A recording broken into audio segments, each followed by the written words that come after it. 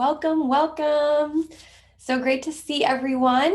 Thanks for being here today for our awesome session on sound, the power of vibration, the power of sound and frequency. I have a lot to share with you, so I'm going to just kick things off and go ahead and get started with all the juicy good stuff.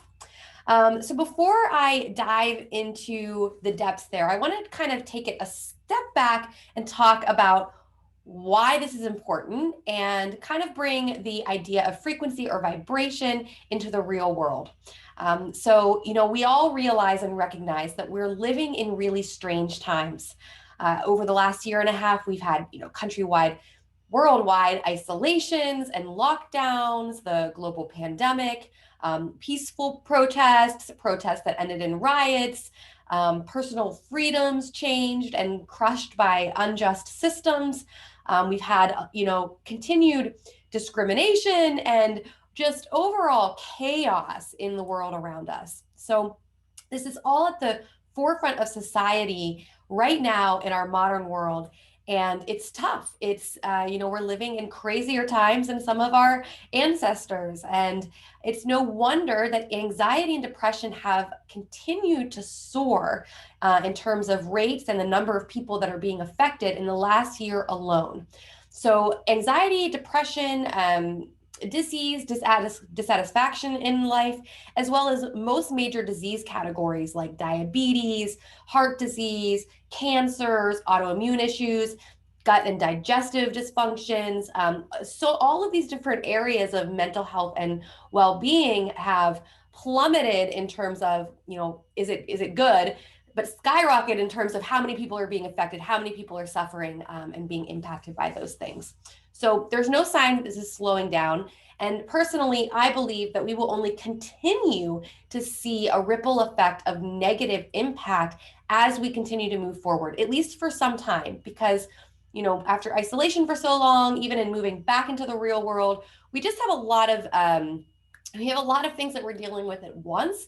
And there are some lagging impacts of this isolation that we've dealt with. And now, I hear a lot of people saying, I don't even know how to be around humans anymore. Well, we kind of have to relearn all of that. Our bodies are also very cyclical in nature. They're used to patterns and habits and routines.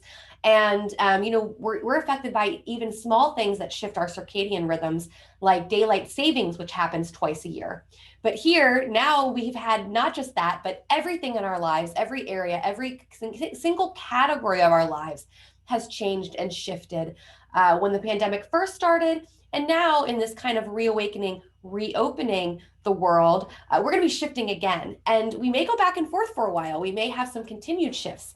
That causes stress and anxiety on our mind, body, and spiritual systems. So it's really important to recognize that and know that we need to be doing everything we can to, so to speak, raise our own vibration, keep ourselves uplifted in our zone, feeling peace, power, and holding love over fear during these times. So it's also really a modern part of our world that we are physically attached to technology most of the time, including cell phones, our laptops, our iPads. Personally, right now, I'm surrounded by computers, lighting systems, a switchboard, my iPhone, multiple laptops, to have my recording studio up here. So, we're in this kind of constant stream of being impacted by the vibrations of technology, the data, and the internet being used, and the data and all of that that's constantly running in the background. And we're also subject to a near constant stream of anxiety inducing, there we go, anxiety inducing and biased, most of the time, news. So advertisements and marketing have always kind of played on the fear factor, which, we have there's a lot of gold there for advertising and marketing right now. But as humans who are receiving all of that input, it's pulling our attention left and right and persuading us and coaxing us and, seeping into the subconscious mind and implanting different negative thoughts. And it's hard to push it all away and come back to center sometimes into a place of feeling calm or balanced, or even like you're capable maybe of handling everything that's happening. So that content that we're constantly exposed to sort of in the background it's continually also running then in the backgrounds of our minds and working in our subconscious, which can have a ripple effect into how we're feeling emotionally, what emotions we're carrying, and then that trickles into what we're thinking about in the present, and then that all trickles down into how we show up in the world, how we show up for others, how we show up for ourselves, what kind of actions we're taking, what kind of activities we're engaging in. It hits everything. So it is really, again, it's important to have habits and techniques that can bring yourself back to a centered place and be able to rid yourself of whatever's weighing you down, keeping you distracted, all of that negative input, negative energy that's kind of constantly coming out us in a storm. So it all comes down to frequencies to me when it comes to how we shift ourselves back into a more positive way of being, more positive. I always say the vibration of our emotions, more positive emotions, more positive ways of feeling, more positive thoughts, which then all trickles down into more positive actions and the way we show up in the world. Every living and non-living thing on this entire planet has its own frequency, a natural vibration, a pulse, an electromagnetic field of energy. Everything from plants to people to animals to rocks, everything that we touch, everything has that vibration. And these vibrations create sound waves, just like when you strike a singing bowl or play a guitar or a key on a piano, or a rattle or a drum from a shamanic practice, or even tuning into a radio station. This is all frequency, all vibration. So naturally, we also have a frequency. We have our own electromagnetic field. In fact, there's some really cool research done by the HeartMath Institute that talks about our own electromagnetic field, the electromagnetic pulse of the body, of the brain, of the heart, and that the field of the heart extends 4 to 6 feet from the body. So what we're feeling at the time, what emotion we're feeling, what energy our heart is, what frequency our heart is at, can actually extend to those around us. So I always like to think from that perspective, okay, how do we put that in plain English? That's like, when you meet someone and you know really nothing about them, but when you first meet them, you're like, man, that person is awesome. They are so cool. I just love their energy. I don't know why, but like, I feel like I've known them forever, or I could totally be around them more often, or would love to spend more time with them.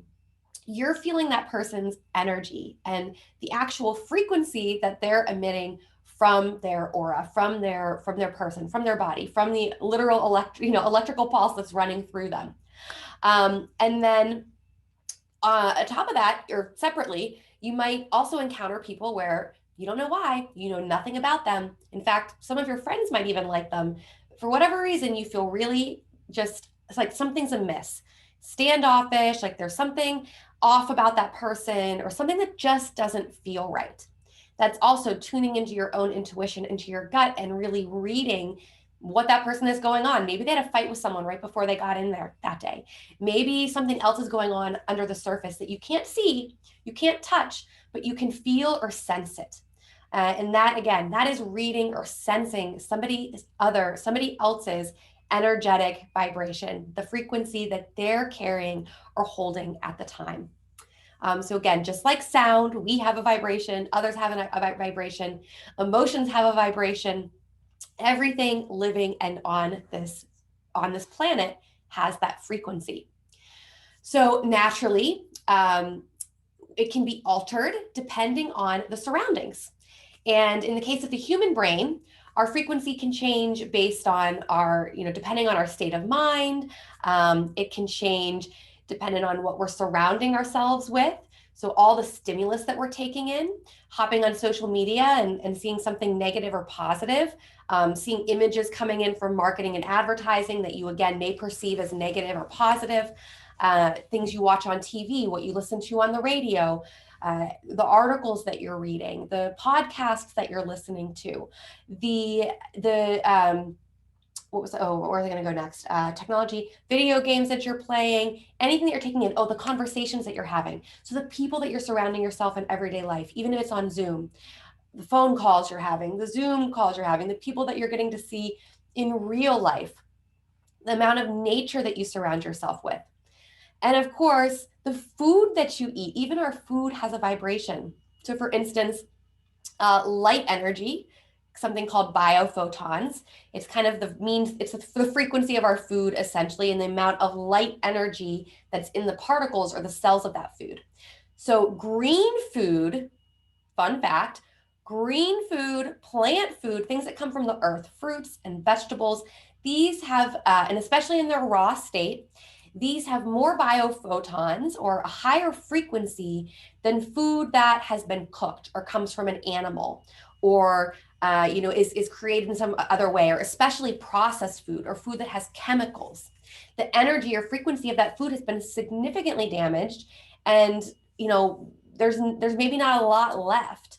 So when you're choosing or thinking about high frequency foods, doesn't mean you can't eat those other things, especially in moderation. But if we want to fill ourselves with high frequency food and shift ourselves out of some of those lower vibrational states, then that is one way that we can do that, again, is by incorporating more of those high energy foods in our diets. And then, of course, last but not least, one of the best ways we can improve or raise our own frequency or vibration is through the power of sound. So just like we were saying, everything has its own electromagnetic field, its own pulse, its own rhythm, just like we do, just like our plants do, just like animals do, and every living thing, or actually every living and non-living thing out there does. The way we most traditionally think about it is in terms of music. And for instance, a hertz or a musical note having a specific frequency or a resonance, as it is also often called. So there's actually an original scale of music called the Solfeggio Frequencies. And it was the original way that most music, or the original set of sound, so before do, re, mi, and all of that, it was the original set of notes and sounds that were used. And the resonance or the vibrations that we hear when we listen to those more traditional instruments, things like these sound bowls I have behind me, or a drum, or even, I think even guitars. I'm probably gonna have to double check on that. I don't know if it's just the more old school ones or many modern ones as well, but also things like rattles and old, harps and crystal lyres and things like this. They have even higher vibrational sound than something that you might hear on the radio that might be mixed up with a mixer, or that might be blending lots of different sounds that may not even be real. They may be coming from a computer or altered in some way. So it's interesting to pay attention to how you feel when you listen to different music. I know we just talked about all those different ways we get stimulated. Sound through different sounds, music, talking, TV, et cetera, et cetera, et cetera. Well, one important way to kind of pay attention to how you feel is when you listen to certain music. I'm sure we all have a favorite song, something that we really love, that really jazzes you up, that makes you, feel really excited or pumped up for the day, and makes you feel feel your best. Start to pay attention to what songs those are. I'm really curious. Or if you have a favorite one you want to share, feel free to pop it in now. But that dance party when you're dancing like nobody's watching. What is that song? What makes you feel good? But when we want to really purify ourselves and calm the nervous system, relax from our world of chaos or thoughts, and release stress and anxiety, so shifting back into a calmer state, one that's more relaxed, more at ease, more positive, putting us in a good mood. Usually we want to pick something that has more of those traditional sounds that are called, again, the Solfeggio Frequencies. So more traditional music that often does not have a lot of words. Or if it does have words, that the words are positive and uplifting. Because when we're listening to that music, not only are we picking up on the vibration or the frequencies of the music itself, but we're also programming our minds with whatever words we're hearing the most and whatever it is we're listening to. So our subconscious becomes programmed by whatever thoughts we think and by whatever things we hear the most. So that's why sometimes we can pick stuff up from childhood, like, you know, if we had a teacher or parent or somebody that was always saying the same mean thing to you over and over and over again, it might become a rut that you carry into adulthood. Well, we can do the exact same thing with our own thoughts and even with the music we're listening to. So we're listening to really negative music or really sad or depressing or really angry music, might actually start to impact or reflect us. You might start to pick up on that energy of that song and then carry it into our mood and into our emotions, which, as we already talked about, has that ripple effect into our actions, what we think to what we feel to how we act and show up and take action in the world. So it's important to be conscious of what kind of music you're filling your brain with, especially in the days of today when we're battling so much of that negative media we talked about out there in the world, you know, that we're already battling that. So we have to be really careful with the choices that we're making related to things that, you know, we may be doing for fun, like being intentional about the TV shows we watch, the conversations we have, and the people we surround ourselves with, and all of that in addition to music and sound. Okay, so I'm gonna stop there for a second. I know that was a lot. I have two things to show you, and I think we only have we'll probably go another about 10 minutes because I really want to show you first the Solfeggio frequency chart with the different hertz of these original sacred sounds. And then I have a really special bonus for the frequency shifters community, a very special bonus guest session that was a part of a big conference that I hosted, but I also got permission from the leader, the guest expert, to share it with everyone here in the Frequency Shifters community. So it'll be a part of our online curriculum. It's all on sound and the power of sound, and it includes a longer, like 30-minute sound healing meditation. So it's also called a sound bath by my very good friend and sound healer, Jay Taylor, in Chicago, Illinois. So he is absolutely one of the best, so incredibly knowledgeable. He shares a lot of his wisdom around the power of sound, and he gets into a lot of the details that I know a little bit about, but I can't speak anywhere near as eloquently as him. So I'm so pumped to be able to put that into our curriculum for our ongoing resources for our community. And I wanted to show you just a little part of the intro here. So I'm going to share that in addition to showing you those sacred sounds. So, all right. Where did that go? So screen sharing, here we go. So here first is the Solfeggio frequencies. So I put this little graphic together showing the hertz, and then, so these are the 9 main frequencies or hertz of those original sacred sounds. And then they're connected to different effects or impacts in our physical bodies, mental, emotional bodies. So I'm not going to read every single one because I'm also going to include that with the replay of today's class in the resources. And I'll probably include it in an email too. When I send it, I'll put it in the follow-up email when I send out this replay so that it's easy for you to find in a couple of different places. But super powerful stuff. The heart, the vibration of love is 528. So this one is especially, I love, you know, it's powerful when you know that, because, okay, this is the same vibration of the emotion of love.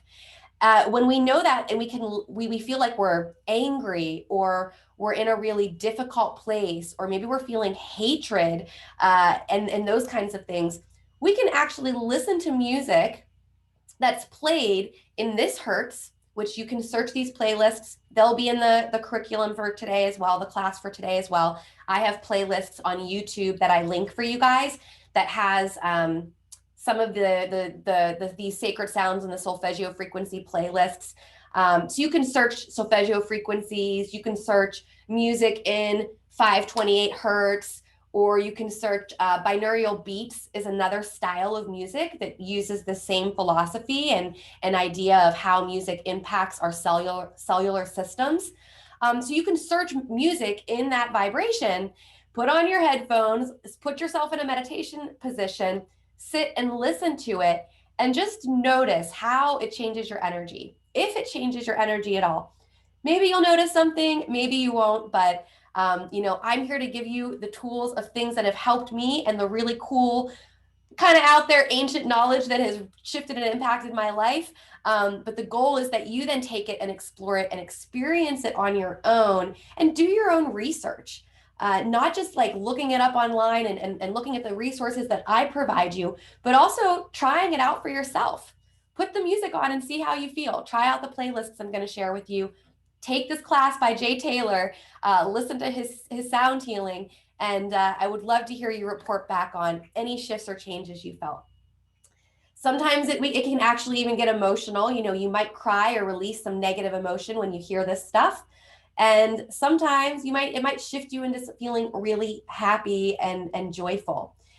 Remember that when the negative stuff comes up, sometimes it's needed, because that's what we need. We need it to come up so that we can actually breathe it out, let it go, or know it's there, and give ourselves permission to move on from it or to let it go. All right, so shifting back here to Jay's thing. Let's see if I can.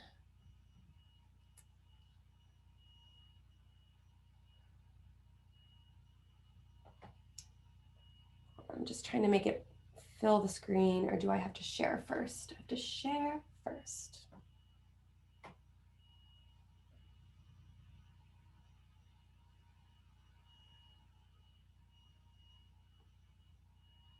All right, so this is my dear friend Jay. I'm gonna go ahead and press play here and share this first part of his talk, which hopefully you'll be able to, let's see.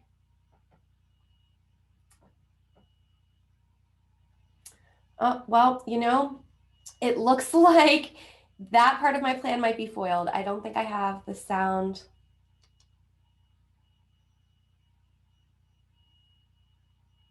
Oh man.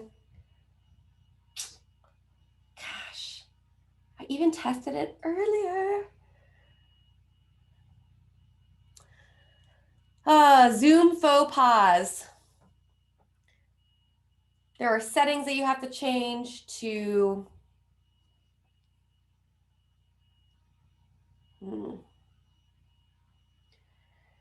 There are some settings that you have to change here to get the sound to play through Zoom, which I did have set up, but you know what? Maybe it's just a sign that I'm supposed to end our class actually on time today instead of continuing on a little bit after, and you'll just have to watch the full thing and gather all of this amazing wisdom from Jay after today's class.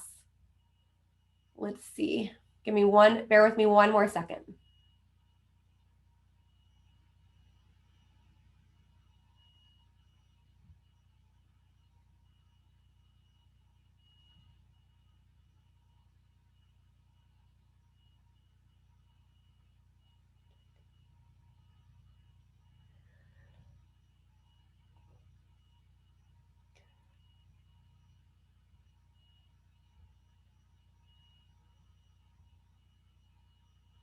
Okay. Also, I guess, all right, so we're going to do that. We're going to skip the little soundbite from Jay, and I'm just going to encourage all of you to go and rewatch that. Like I said, I'm going to include, I know there's been a lot of information through this little sound series, and the sound resources that I'm providing. So I'll make sure those I'll make sure those all get into the same email so that you can access them easily.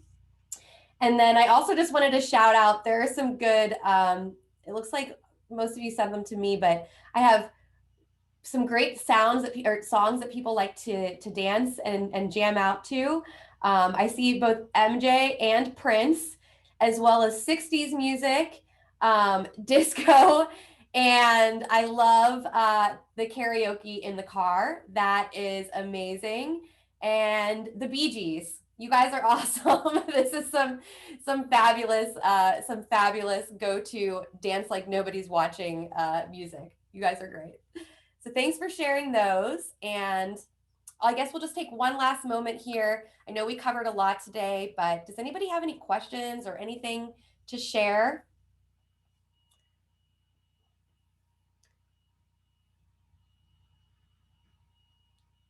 All right. Well, I guess I already got a lot from you with your music shares, and that was a highlight for me today. So, thank you so much again, everyone, for popping in. And let's just take this last moment to, as always, thank ourselves for showing up. And no matter how long we are here, I see your note there, Peter. No matter how long we are here, no worries. You made it. You showed up. It's an important moment to take at the end of our class or at the end of anything that you do for yourself, any activity, and take that moment to honor and appreciate you for all that you do and all that you are. Not to get on another tangent about vibration, but they say that the words thank you are one of the four most powerful statements that we can speak to ourselves and to others. The other statements are I'm sorry, I forgive you, and I love you, as well as thank you.